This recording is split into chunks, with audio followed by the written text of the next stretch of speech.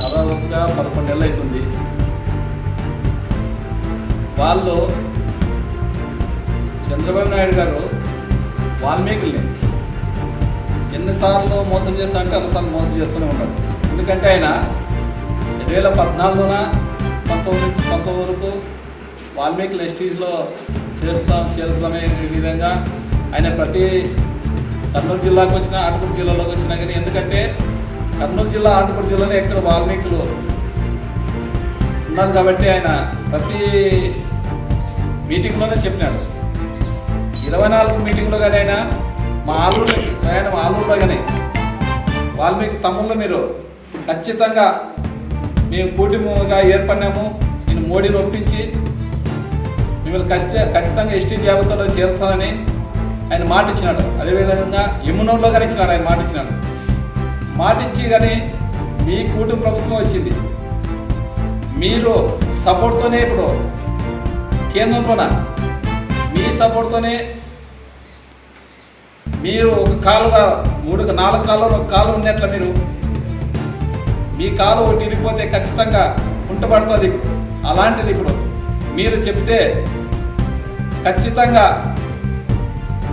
ST జాబితా చేరుస్తానని మేము అనుకుంటున్నాం. చాలాసార్లు మీకు విన్నవించుకున్నాం. మా ఎమ్మెల్యేలు టీడీపీలో కానీ కుటుంబ ప్రభుత్వంలో కొంతమంది 3 ఉన్నారు. వాళ్ళు కానీ మీకు వినతి పత్రం ఇచ్చినారు.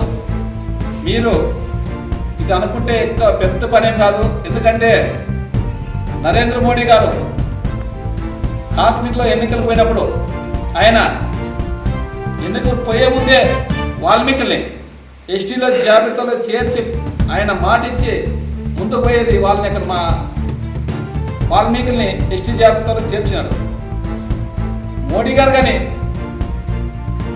వాల్మీకి అంటే ఆయన రాముడు లేదు, వాల్మీకి లేదు, రాముడు లేదు, వాల్మీకి లేదు. అలాంటిది వాల్మీకిని ప్రేమిస్తాడు ఆయన విగ్రహాన్ని ప్రేమిస్తాడు. కానీ ఆ వాల్మీకిలో ఉండే ఆ కులును మాత్రము నిలవేస్తున్నాడు. ఎందుకంటే ఆయన ఇక్కడ ఆయనకి ఓటు శాతం లేదనే విధంగా మోడీ గారు అనుకుంటే ఖచ్చితంగా అయిపోతుంది. ఎందుకంటే అదేం చిన్న పని పెద్ద పని కాదు అది. ఎందుకంటే దాదాపుగా ఆ పక్క Srikakulam Vizianagaram east west side మొత్తం ఎస్టీ జాబితాలో ఉన్నారు. ఇక్కడ మా పక్కే మాత్రమే రాయలసీమలో కానీ కొంతమంది బడా నాయకులు ఎస్టీ జాబితాలో ఉన్న వాళ్ళని బీసీఏ కింద పెట్టి ఈరోజు మమ్మల్ని వాల్మీకుల్ని చాలా అన్యాయపరుస్తున్నారు. మీరు మీ కూటమి ప్రభుత్వం పవన్ కళ్యాణ్ కానీ బీజేపీ ఉండే నాయకులు కానీ చంద్రబాబు నాయుడు కానీ ఒకటే చెప్తున్నాం, మీకు మా మీద ప్రేమ ఉందా? ఓట్ల కోసమే మీరు ఆ రోజు మాటిస్తారా? ఎందుకంటే గత ప్రభుత్వం జగన్మోహన్ రెడ్డి గారు కానీ అసెంబ్లీలో తీర్మానం చేసి పంపిస్తే ఏమైందంటే మన ఎంపీలు కానీ తలారంగానే కానీ చాలా పోరాటం చేసినారు. మా పరిస్థితుల మా వాల్మీకుల జాతి ఇట్లా మా కులం ఇట్లా చాలా అన్యాయం అవుతున్నారు. అసలు తినేకి అన్నం లేదు మా వాల్మీకులకి. అసలు ఏమన్నా అప్లై చేసుకుందామనే కానీ మీకు అసలు ఏ జాతి కింద అప్లై చేసుకునే విధంగా ఆయన దాదాపుగా 15 నిమిషాలు మాట్లాడినాడు పార్లమెంట్లోనే. దాన్ని విన్నారు కానీ మోడీ గారు దాన్ని పట్టించుకోలేదు.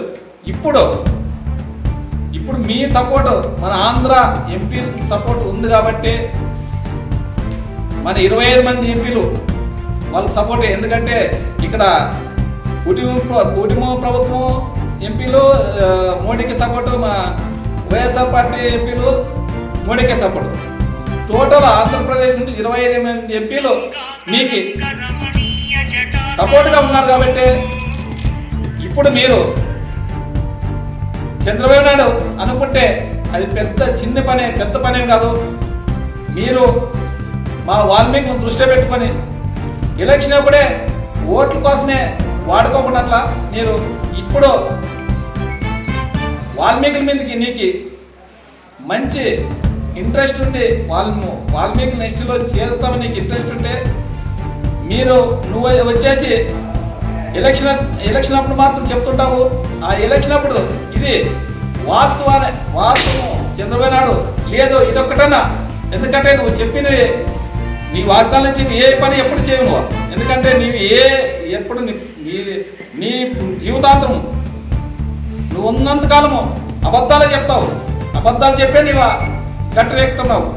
అలాంటిది ఈసారన్నా వాల్మీకి దృష్టిలో పెట్టుకొని వాల్మీకి ఒకసారి ఎస్టీ జాబితాలో చేరితే మా వాల్మీకులంతా మోడీ గారికి కానీ అదేవిధంగా ఈ కూటమి ప్రభుత్వం కానీ ఖచ్చితంగా రుణపడి ఉంటారని మేము అనుకుంటున్నాము. ఎందుకంటే దాదాపుగా స్వతంత్రం వచ్చినప్పటి నుంచి 60-70 సంవత్సరాల నుంచి మా వాల్మీకి సోదరులు ఎంతోమంది బలైనారు, ఎంతోమంది పోరాటం చేస్తున్నారు, ఎంతోమంది అసలు చాలా ఆశలు పడే పిల్లలు కానీ ఇప్పుడు భవిష్యత్తు ఉండే పిల్లలు కానీ మాకు ఎస్టీలో చేరిస్తే మాకు ఏదో కొద్దిగా మేము కానీ రిజర్వేషన్ కింద మాకు కొన్ని ఉద్యోగాలు వస్తాయనే విధంగా ఆశపడుతున్నారు.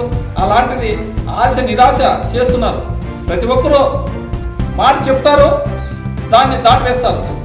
ఆనాటిది ఇప్పుడు చేయకున్నట్ల. ఎందుకంటే ఇప్పుడు కాకుంటే ఇంకెప్పుడు చేయలేరు మీరు. మన ఆంధ్ర ఎంపీలు ఖచ్చితంగా ఇప్పుడు అవసరం కాబట్టే ఇప్పుడు మేము ఇంత గట్టిగా అడుగుతున్నాం. నేను మా సహోదరులకి మన కాలు శ్రీనివాసులు కానీ ఆయన కానీ చెప్పాను. అదేవిధంగా బీజేపీ ఎమ్మెల్యే ఆదోని ఎమ్మెల్యే గారి ఆయన కానీ పార్సాద్ కానీ చెప్పాను. మన వాళ్ళందరికీ నేను మీరు గట్టిగా చెప్పి ఆయన దగ్గర చంద్రబాబు మెప్పించి కొద్దిగా మీరు